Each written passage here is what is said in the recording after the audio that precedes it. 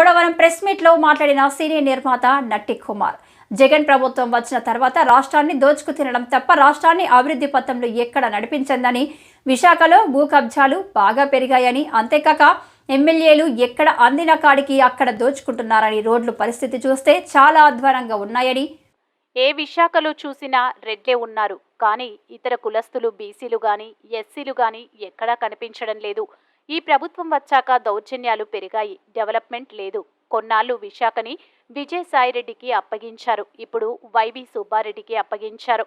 రాబోయే ఎలక్షన్లలో తెలుగుదేశం జనసేన కలిపి పోటీ చేసి వైఎస్ఆర్సీపీని తరిమి కొడతాయని అన్నారు. సిట్టింగ్ ఎమ్మెల్యేలకి టికెట్లు ఇస్తే ఓడిపోతానేమో అన్న భయం సీఎం జగన్మోహన్ రెడ్డికి వెంటాడుతుందని, అందుకే భయపడి కొత్త వారిని ఆ స్థానాల్లోకి తీసుకొని వస్తున్నాడని, ఏది ఏమైనా సరే రాబోయే కాలంలో వైఎస్ఆర్ పార్టీకి 23 స్థానాల కంటే ఎక్కువ గెలుచుకోవడం కష్టమని, ఈ ఎన్నికల్లో తెలుగుదేశం జనసేన కలిపి పోటీ చేసి గెలుపు స్థానంలో నిలబడతారని, అలాగే మరిన్ని సంక్షేమ పథకాలు ప్రజలకు అందుబాటులోకి తీసుకొస్తారని అన్నాడు. నాయుడు గారు, లోకేష్ గారు, పవన్ కళ్యాణ్ గారు వచ్చిన వెంటనే విశాఖపట్నంలో సినిమా హబ్బుగా తీసుకొస్తాం, సినిమా గవర్నమెంట్ స్టూడియో కట్టిస్తాం. ఇక్కడున్న ఎంప్లాయ్మెంట్ ప్రతి ఎంప్లాయ్మెంట్ కి కూడా సినిమా ఇండస్ట్రీ మొత్తం టీడీపీ వైపే ఉంది. TDP supported and TDP and Janasena, వాళ్ళకి మీకు ఏ డౌట్ లేదు. మన కార్యకర్తలు అవ్వచ్చు, లేకపోతే మన ఇక్కడ ఉత్తరాంధ్ర ప్రజలు అవ్వచ్చు, ఉత్తరాంధ్ర మన మనుషులందరికీ కూడా ఇక్కడ ఎంప్లాయ్మెంట్ అనేది కల్పిస్తాం. సినిమా ఫీల్డ్ మనం హబ్బుగా తయారు చేస్తాం. ఆ క్యారిడర్ 30 కిలోమీటర్లు ఒక చంద్రబాబు నాయుడు గారే భీమిడి దాకా ఒక క్యారిడర్ చేయగల, బీచ్ క్యారిడర్ చేయగల దమ్ము ధైర్యం ఉంది అంటే అది చంద్రబాబు నాయుడు గారు, పవన్ కళ్యాణ్ గారి వల్ల అవుతుంది. ఎవరికి టికెట్ ఇచ్చినా మీరు అక్కడ ఆ క్యాండిడేట్ ని గెలిపించుకోవడమే మన జయం. చంద్రబాబు నాయుడు గారు, పవన్ కళ్యాణ్ గారు వాళ్ళిద్దరు మాటే శిరోధార్యం.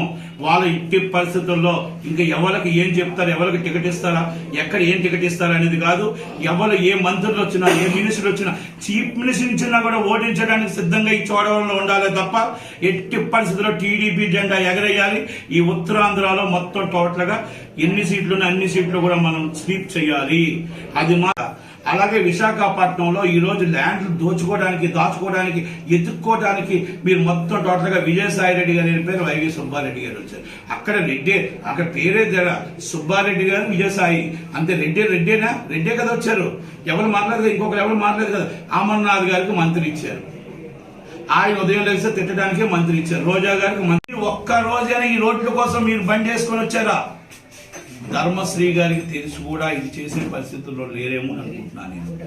ఇక్కడ పంచాయతీలు ఉన్నాయి, ఇంకా ఉన్నాయి. ఈ రోడ్లు ఆర్ఎంబీ రోడ్లు ఏం జరుగుతున్నాయి, ఎక్కడ జరుగుతున్నాయి, ఎందుకు మీరు రోడ్లు కూడా వేయలేకపోయారు? మీరు జీతాలు కూడా ఎందుకు ఇవ్వలేకపోతున్నారు? మీరు 500 కోట్లు మీరు బంగ్లా ఒక సీఎం కోసం మీరు ఇక్కడ రాష్ట్రానికి తీసుకొద్దామని, విశాఖపట్నంలో రాజధాని తీసుకొద్దామని ఒక 500 కోట్లు వెచ్చించి బంగ్లా కట్టుతున్నారే. ఆ 500 కోట్లు ఒక 20 కోట్లు, 30 కోట్లు, 50 కోట్లు తీస్తే ఈ రోడ్లన్నీ కూడా